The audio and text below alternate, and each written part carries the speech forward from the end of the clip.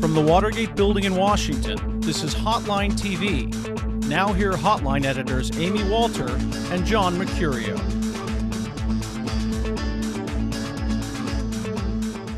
Welcome to Hotline TV. I'm Amy Walter. And I'm John Mercurio. Well, Senator Pete Domenici announced yesterday he will retire, setting up another competitive open seat for Republicans to defend in 2008.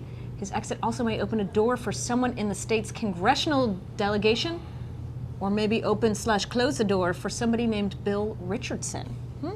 John, what are you hearing about? What names are out there? What's going to happen? You know what I think is interesting is how little today's story about Domenici's announcement has to do with Domenici. You know, he's retiring and everything. And it actually has very little to do with this specific race in New Mexico. I think we're talking much more about a national landscape that's dramatically affected by this race. You've got on the presidential level a lot of Democrats saying, look, Bill Richardson, you've given it 8 months. You have not been able to really jump into the top tier. It's probably not going to happen for you. You've also sort of, I think, lost a little bit of credibility within the party in terms of your ability to run as a vice president or a cabinet secretary.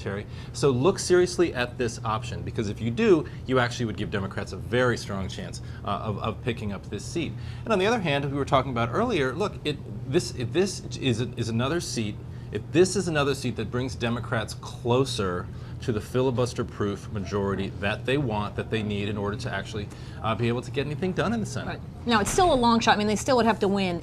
They still have to, run the table and pick up seats in some places that aren't all that friendly to Democrats, but the fact is they actually have candidates in places like Texas and Tennessee. We don't know what Thad Cochran's going to do. We don't know what's going to happen with Ted Stevens. I mean, it's not going to take a crazy number of these seats to flip in order for them to get to, even to get to 58 or 59 when you're talking about just picking off one Republican. It's a whole lot different than just, picking off 8 or 9. So I think that's significant. It also, look, if Heather Wilson runs, which I think a lot of people expect her to, Domenici has been sort of grooming her for this seat since she first was elected in '98. But I think that if she runs, that opens up a whole nother opportunity for Democrats, which is a seat in Albuquerque that they've been trying to win ever since Heather Wilson ran. Heather Wilson's a great fundraiser. She's a great campaigner.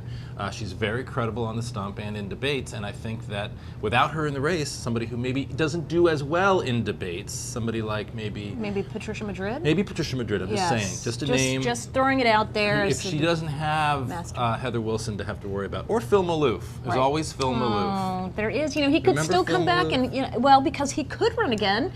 Or we have Tom Udall's seat that's open up. There are a lot of Democrats who could go into that one. You have Steve Pierce running. And I don't know the last time that this happened. We'll have to ask our resident expert, Quinn McCord, the last time that you had an entire delegation, not just from, one of those single member districts running. Right. 3 members, potentially 3 open seats.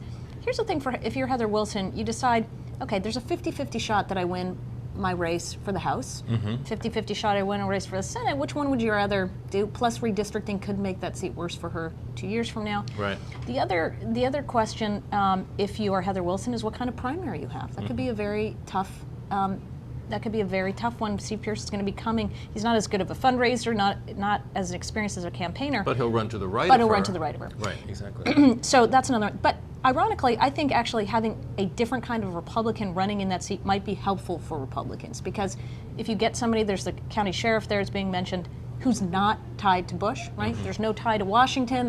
It's easier for that Republican to run as an outsider than somebody like Heather Wilson. So it actually may help the Republicans in the long run. I am positively enchanted by this story. Isn't it? Who knew there was so much talk about New Mexico? Unfortunately, it may have been too much too soon. We're out of time.